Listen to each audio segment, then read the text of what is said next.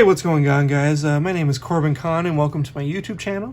This is my very first video that I'll be posting, and I hope you like it. What it is, it's a deck profile for Thunder Dragons in 2020. I will say that the deck is on life support right now due to the limitations of instant fusion and then the banning of Thunder Dragon Colossus. I almost did not pick this deck back up after the ban of Colossus, but honestly, I'm kind of glad that I picked it up. It does really well. It can be really bricky than what it used to be because of all the cards you have to throw in to, help keep it alive with that life support. But it does hold up to its own. It just has a hard time going against your invoked Shaddolls. It kind of had a bad time with your spirals when they had Magician Soul spirals. But now that they're out of the picture, honestly, you just have that Invoke Shaddol, which I think I may have cited in some cards, which I'll show you later, that kind of help deal with those, especially with Winda. Winda just kills this deck. It's impossible to get around Winda with this deck sometimes. But let's get it started off. For your first three cards, your OG Thunder Dragon, the original, what this whole deck is based around. He has the effect of you can discard himself to add up to 2 of himself, 1 or 2, you don't have to do the 2. So typically what you'll do in this deck is you'll discard 1 and then just add another to discard that one to add the third and final one to your hand. He's really great. You just typically don't want to see more than one of him in your opening hand or just drawing him back to back, where I've had that happen using Allure, and it does not help you. Let me tell you, it is the worst feeling to just draw these 3 back to back. He really helps with the Thunder Dragon Titan for his pop-up effect, for he has an effect which I will tell you later when I show you what the extra deck looks like in this deck. And he's fun all around. For the second card, 3 Thunder Dragon Roars. He's pretty important in your combo starting because he allows it to where if he's banished face up or sent from the field to the grave, you pretty much get to special summon 1 Thunder Dragon monster except for himself in defense position. And then at the end phase, if that card is still on the field, you get to add him back to your hand. So typically when he is banished or sent from the field to the grave, you'll want to special summon your Thunder Dragon Dark, and I'll tell you why later. He also has a discarding effect where if you discard him, you can target 1 banished face-up Thunder Dragon card or 1 Thunder Dragon card in your graveyard, and you get to add that into your hand. What I do with that is if, let's say, I have all 3 Thunder Dragon Titans in my grave, and I have a fusion in my hand and him in my hand, I will discard him to target my Thunder Dragon Titan, and since he's a fusion type for Thunder Dragon Titan, he'll go to my extra deck, and then I'm able to activate Thunder Dragon Fusion if I have the appropriate fusion materials in my grave. Alright guys, for the next card, we run 3 Thunder Dragon Darks. He's a really essential piece because he allows you to get your Thunder Dragon Fusion from your deck to hand. So pretty much what he does is if he's sent from the field to the grave or banished face up, you get to add 1 Thunder Dragon card from your deck to your hand. So typically that's where you'd grab Fusion, so then you're able to make your Titan.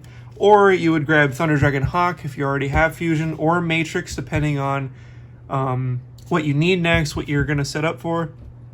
Matrix, typically you just want to get into your hand, so then you're able to quick effect and then try to pop one of your opponent's monsters to disrupt them. And then he has a discarding effect, which is quick effect. You can discard this card and add himself, so he's pretty much your OG Thunder Dragon, just the dark version, which comes in really handy sometimes.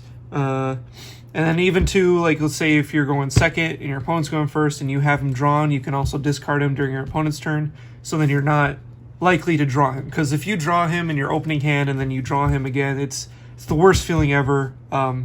You pretty much can't really do much with that unless you were to draw or get to Allure, which that would really help, but other than that, it's kind of a dead hand.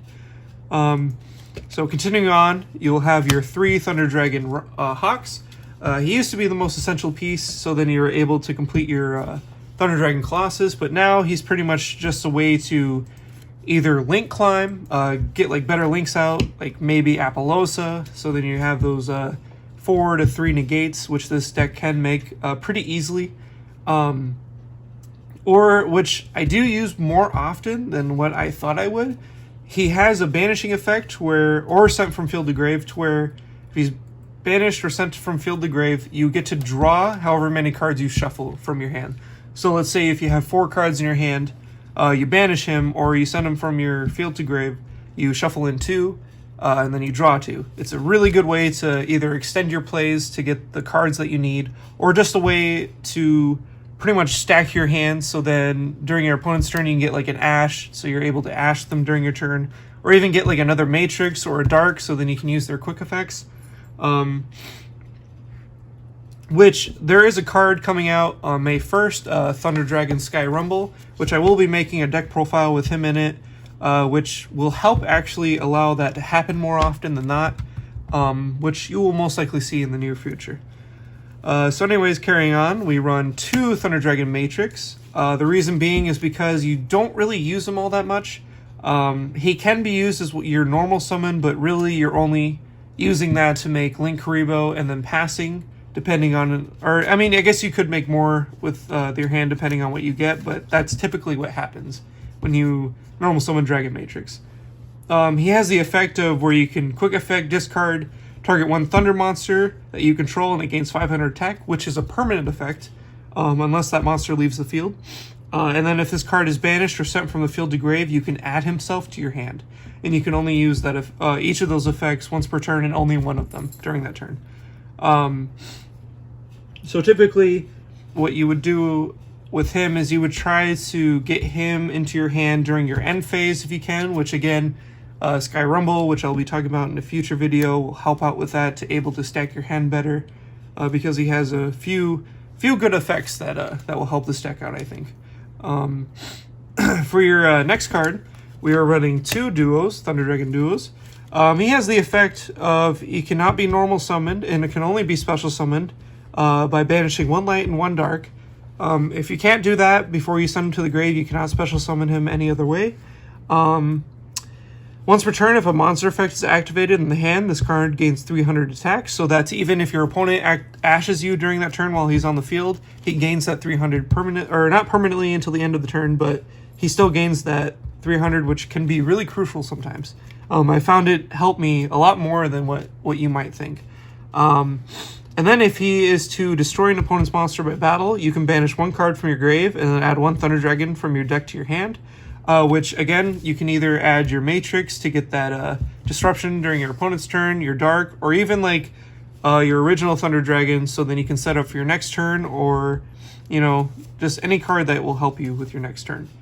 And then for the last of the Thunder Dragon package, we're running 3 Thunder Dragon Fusion. I don't know how I feel about this card at 3. It is an essential card. You need to see it as much as possible because this whole deck is based around Titan now. But if you draw more than 1, it's really bad because you can only use its fusioning effect once per turn, and then you can only use its banishing effect once per turn. So if you really wanted to, you could take 1 out and add a different fusion spell, like just even the normal polymerization, or maybe a quick play, like maybe Super Poly. Super Poly might help too if you want to, which I do run that, but it's in my side deck for your Shaddoll Invoked.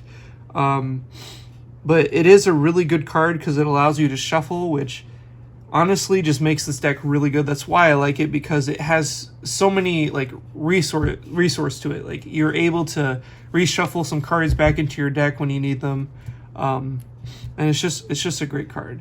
So that's pretty much what you would run for your Thunder Dragon package. So we'll carry on to what the other monsters are for this deck profile. So we'll start off with one of your normal summons, which is Batteryman Solar. He's your walking Foolish Burial. Whenever you normal summon him, you most definitely want to activate his burial effect. You typically want to send Dragon Roar to your grave, if able to, or if he's already in the grave, you can always send Matrix or any card you think that will help. Typically what I do is if Roar is already in the grave, I'll send Matrix and then try to get Duo into my hand to banish both of them from grave to activate its effects. The other thing that's really great about him is that if a Thunder monster is special summoned while he's face up on the field, you gain a Thunder token, which is a level 1, 0 attack, 0 defense, so you're able to, you know, special summon a Link Kuriboh, or even just use them for some of the Link monsters that we have in this deck, which we do play with Cross Sheep and even IP Masquerena. And then he's also really great because he's a level 4, and we do run a Abyss Dweller in this deck. So there is another card that I'll be showing you that will really work great with that, with his level. We only run one of Danko Sekka, and the reason why is because she is searchable off of Thunder Dragon Fusion, which if it's banished, you can add one Thunder monster from your deck to your hand.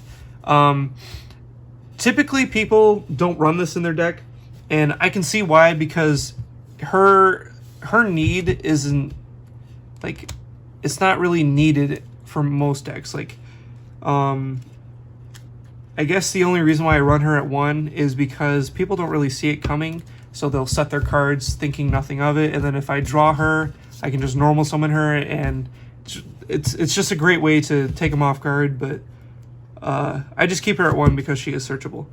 So for the next normal summon for this deck, you'll have 3 Aloof Lupine. Pretty much when he's normal summoned, you banish 1 monster from your hand, and then, which that is a mandatory effect, so when that pops off, you get to banish 1 monster from your deck that is the same type. So typically what you'd want to do is, if he's in your hand with Roar, you normal summon him, banish off your Roar, and then typically you would want to either banish Matrix from your deck, so then you're able to chain block. So you'll go chain 1 Roar, chain 2 Matrix, and then that will resolve backwards. So you add Matrix to your hand, and then special summon Dragon Dark or whatever you need onto the field in defense position.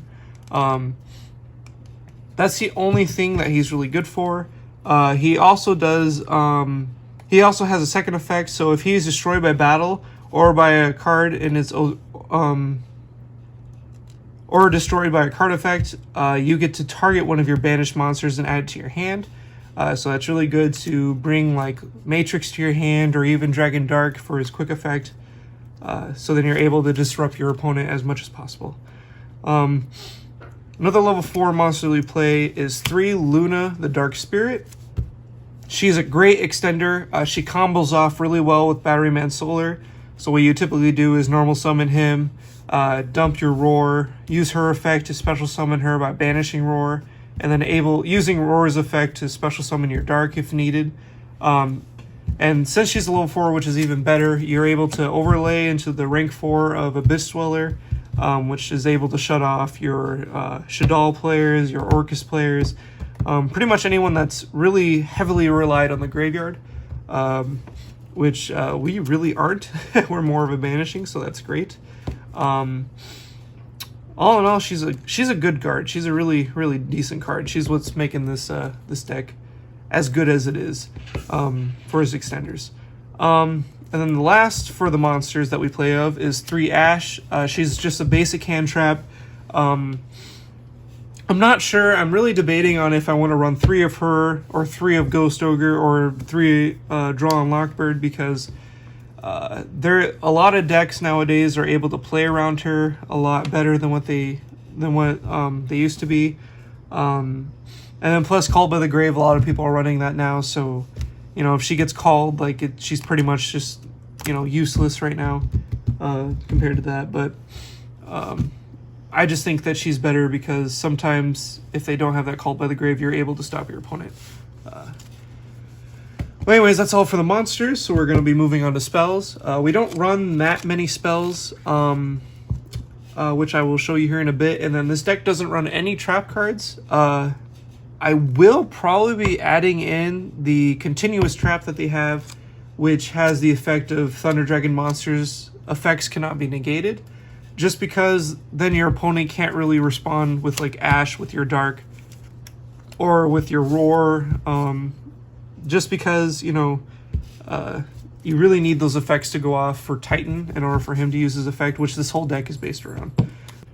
So continuing on with the spells, we don't play that many. We only play around 9 spells in this deck, which I showed you the 3 Thunder Dragon fusions that I use early on. So the rest of the spells that I use, we play with 1 Gold Sarcophagus. Really good spell. I kind of wish it was back up to 3. It helps you with your Dragon War plays where you can banish him and then start off your combos, or even like if you're really hurting with your draw hand, you can use this for your Hawk effect to redraw and reshuffle. Just really good card all around. It's kind of a must in this deck, or so I think it is. Next spell that we play, Instant Fusion. Like I said before in the beginning of this deck profile, is this card was a real must in their combos earlier on, but since they limited back to one, it made the deck not as consistent as it used to be. It's great for bringing out that Kaminari attack, so then you can banish it with one Thunder monster in your hand to special summon your Titan out. Now that it's at 1, you really have a big decision to make between either your Thousand Eyes Restrict or your Kaminari attack, which for the most part, I usually go into Thousand Eyes more than I do with Kaminari, because you get Titan out so easily with this deck build that you really don't need Kaminari, but he's only there just in case, so you can take him out if you want, if you have something better to play. It's all really up to you. So continuing on, we play Foolish Burial. The whole point of this card is just to get those Thunder Dragon monsters into your grave sooner, like Roar, so you can combo it off with Luna if you have that in your hand.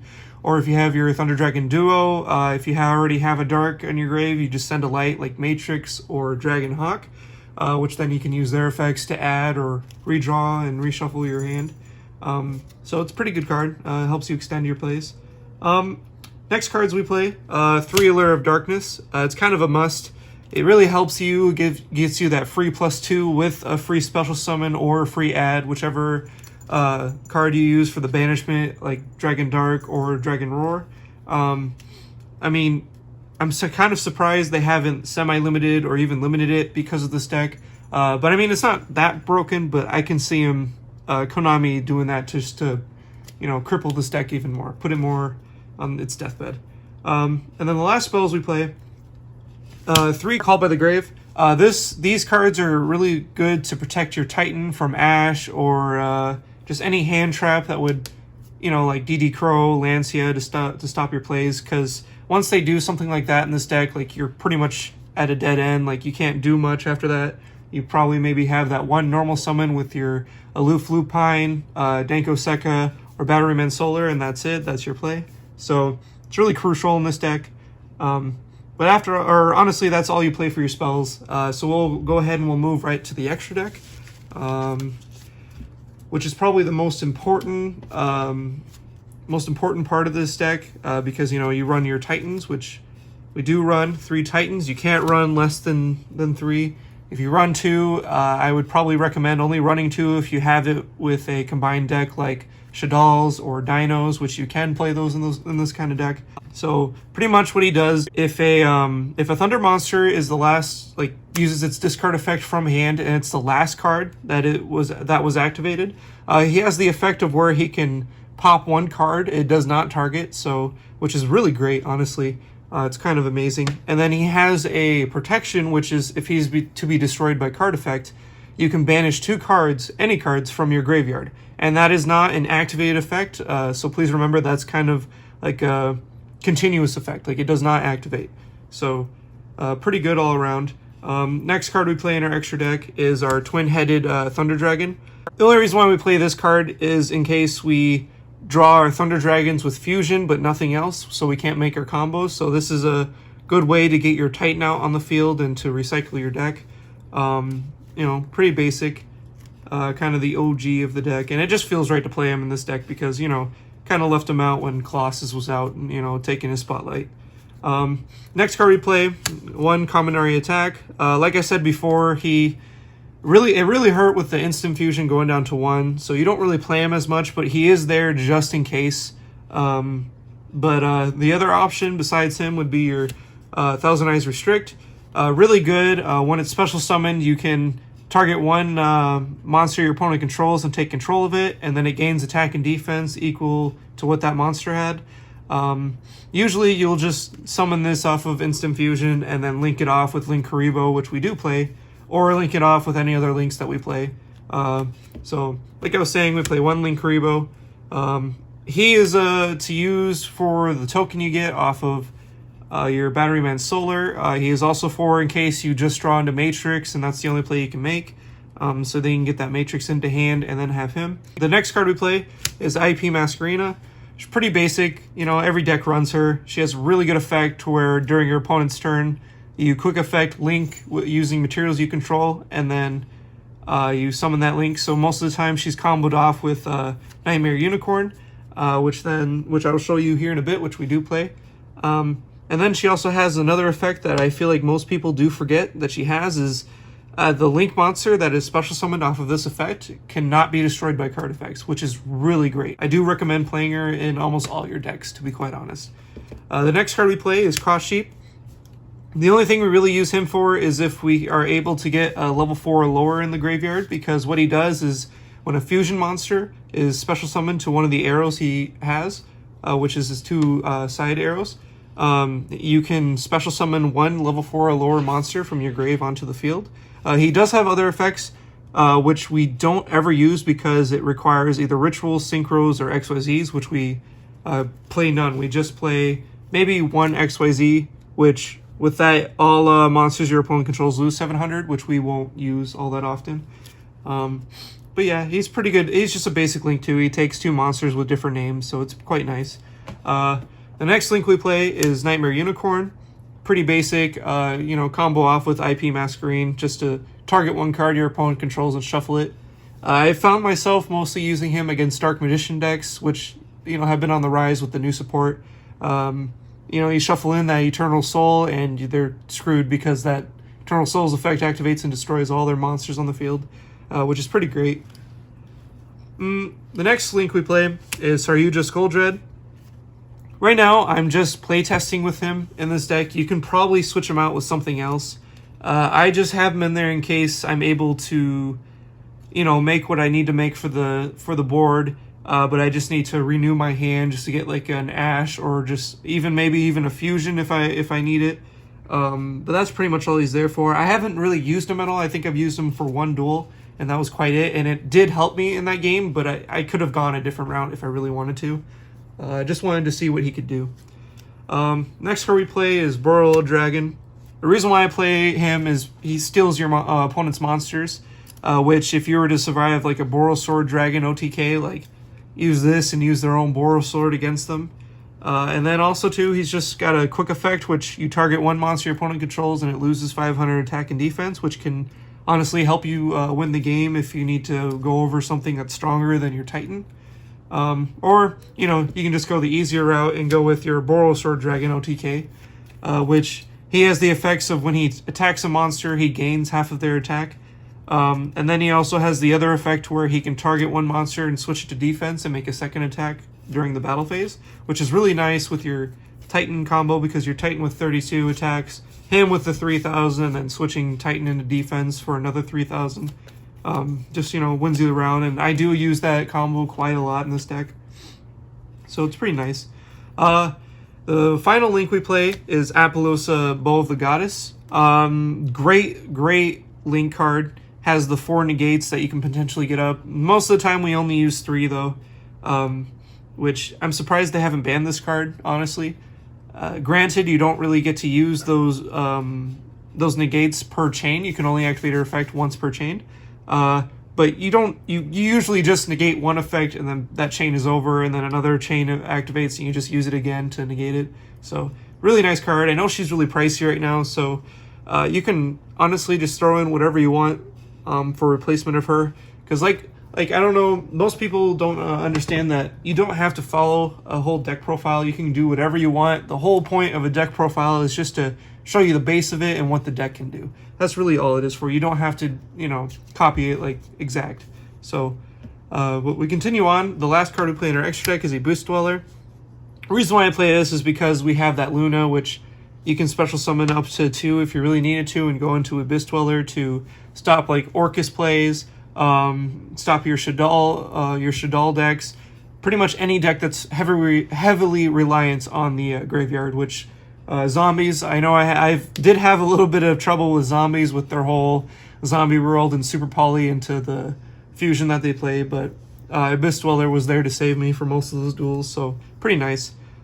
Anyways, that's all we have for the extra deck, so we can go ahead and move on to the side deck, which most of you know the side deck is probably like one of the most important, I guess, like things that you can use. Like if you don't know how to side deck, you should really take time and learn how to side deck in your current meta, because side decking can help win the game for sure. So starting off with the side decking, I have 2 Starving Venom Fusion Dragons in the side deck, and the reason why is because you can't really fit them into the extra deck because you're already playing so many monsters. And the reason why I side deck them is because I side deck 2 Super Polys, just so you can play this against your Shaddoll players, since they do use 2 monsters for their basic boards.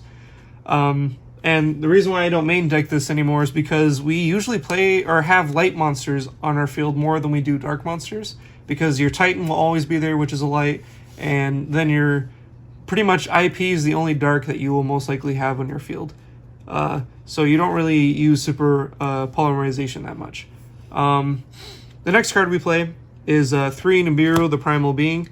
Great card, but I haven't really used them all that much because the deck that this deck has trouble with is the Invoke Shaddoll, and their Shaddoll window really stops this card because using this card effect, you actually special summon 2 monsters instead of 1. So window kind of shuts down that Nibiru, so then they don't have to worry about it. So you can cut him out. I know he's not that expensive as he used to be. He could still be pricey. I think maybe he's around $10 if I am correct of last time I checked. But not sure. You can cut him out. You don't have to put him in there. But I just like playing him in case, I face against hero decks or, any spam heavy decks like Fur Hires. So that's the reason why I play him. Next card we play is 2 Dark Ruler No Mores.